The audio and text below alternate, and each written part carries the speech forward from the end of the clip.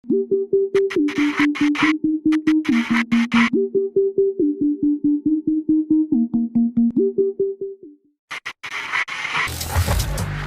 as the face of the NBA, LeBron James is usually an open book on most subjects, but he has made it clear he plans to keep his decision private over whether he will get the COVID-19 vaccine. During All-Star Weekend, he told reporters, quote, "That's a conversation that my family and I will have. Pretty much keep that to a private thing.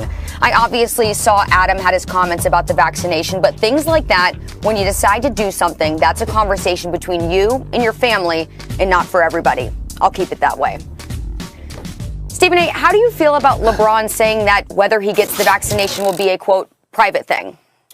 Well, this is a very delicate conversation, and I want to address it with the seriousness that it deserves, and being completely respectful to LeBron James. I want to emphasize that LeBron James has the right to feel that way. To some people, it's an incredibly private situation. As a black man, considering this nation's history, it's unethical behavior when it came to using black folks as guinea pigs in our eyes. I definitely understand the hesitation and the apprehension on his part.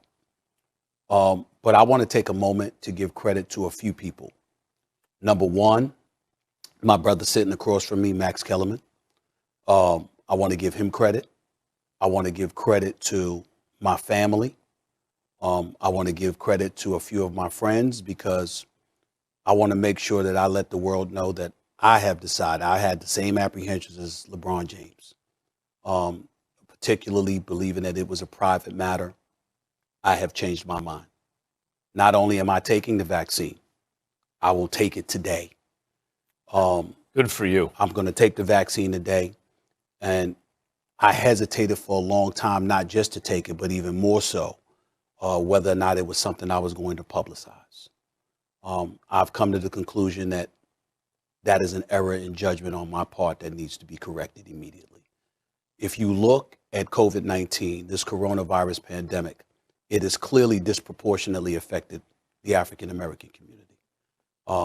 If you speak to people, and I happen to know somebody who wrote an outstanding article, you can look at it online. His name is Dennis Pullin, Pullin, for Virtual Health. I think he's the president and CEO of Virtual Health. He wrote an outstanding article, and I just read that in December, talking about how black folks are disproportionately affected.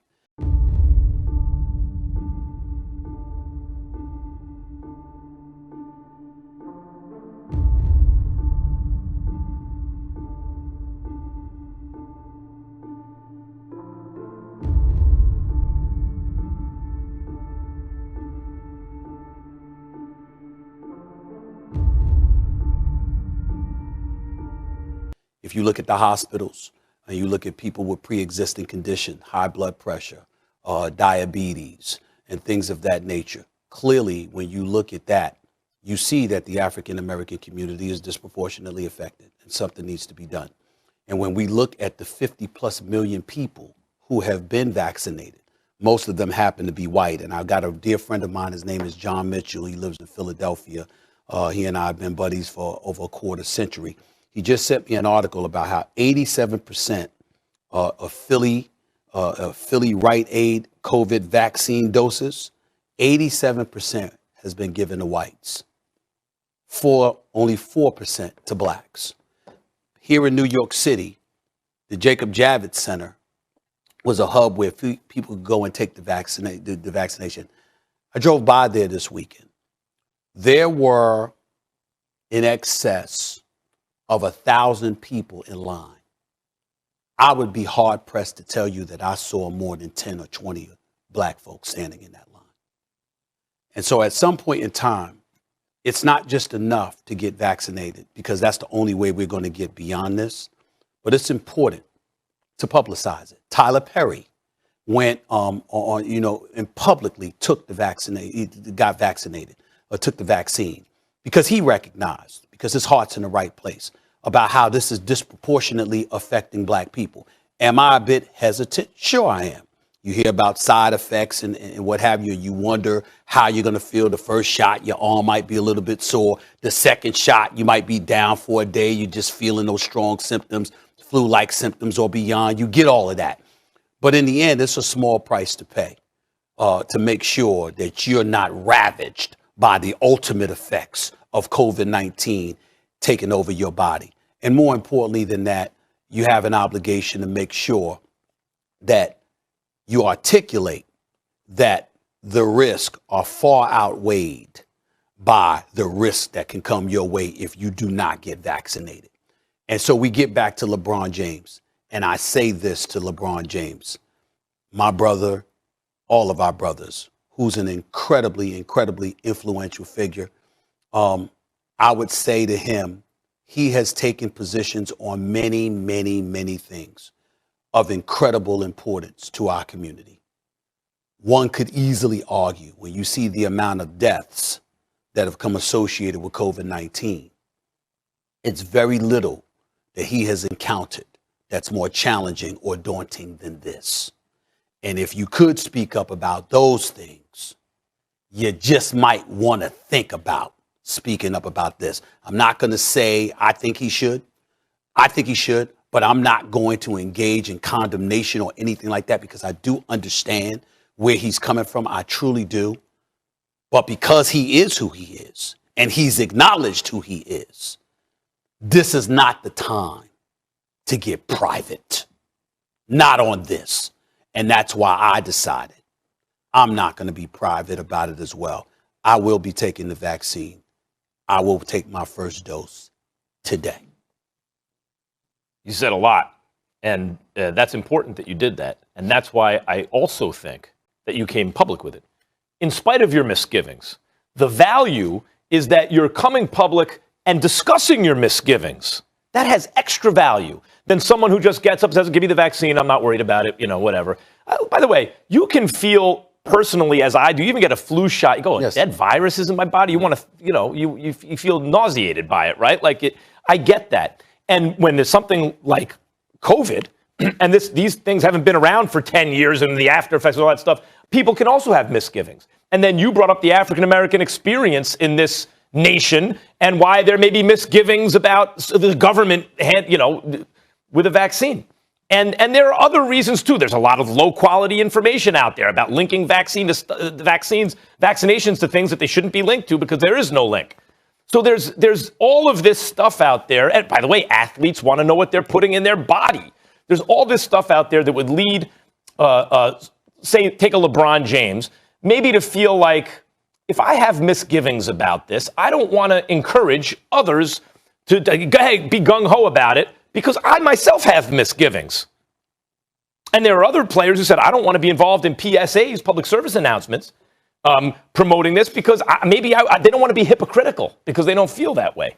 But what you just did, to me, shows the way and shows why it's, in fact, important, if LeBron's going to get the vaccine, which he should, to do so publicly and discuss his misgivings. It's more valuable even than doing it and not talking about why it was a difficult decision for you. This is a public health crisis. It's defined as a public health crisis. I don't believe it's the time to be private about it. There was polio. We've been afflicted we've been through pandemics before. And if you can get vaccinated and get back to normal and not just stop the suffering, but also get back to a normal life in this country, I think it's very important to do so, particularly public figures, especially those with misgivings like you, have enormous value when they discuss it publicly. Yeah. I mean, it's hard. And that's why the first thing I did was give you some credit because one of the things you mentioned to me is, Stephen, if you're going to do it, say so, and you had talked to me about it on several occasions. And I give you a lot of credit for that, my brother. I really do, because I certainly had my misgivings. Ain't no doubt about that. We understand the history. We understand the hesitation. We definitely should understand the hesitation that black people have. And I think that LeBron, that's what he's speaking to, because I think to some degree, and I don't talk to him like I don't talk to him. We don't talk like that, so I don't know, but I'm just speculating. I think that it's a challenge, it's a tug of war. I can imagine the position that he is in as a black man. On one hand, you want to encourage people. You want to do this. You want to be safe. On the other hand, you want to be cognizant of history and remind America of what it has done to gain our mistrust. But in the same breath that you're doing that, I'm saying there are some things that have to be prioritized. And what has to be prioritized is overall health, not just for you, but because you can harm others, albeit unintentionally. And if you are LeBron and you have been outspoken on so many issues and you have talked about yourself being a leader, and you have talked about how you're proud to have this mantle, and you have talked about your profound ability to influence so many lives and all the things that you have done, this is not the time to get silent. This is not the time to be private. Not that. You just shouldn't do that. Well, Stephen A., thank you so much for opening up, because I think that I would venture to say the greater population doesn't realize how important this conversation is, or really the details that lie beneath the surface. So thanks for speaking up. And Black I'm sure people are dying. That you've inspired a lot of people to be more public about their decision to get the vaccine. So Black people are dying, Charlie.